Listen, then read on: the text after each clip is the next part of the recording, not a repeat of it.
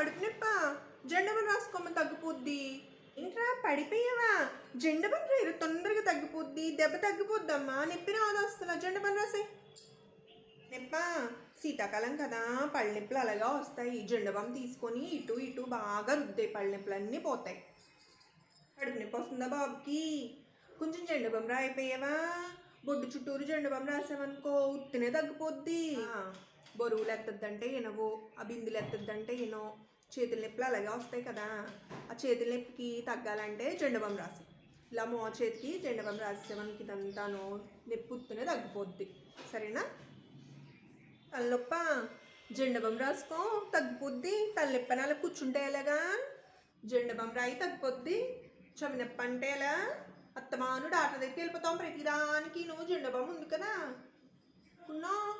నడువు నొప్పి అని పడుకుంటే పనులన్నీ ఎవరు చేస్తారు?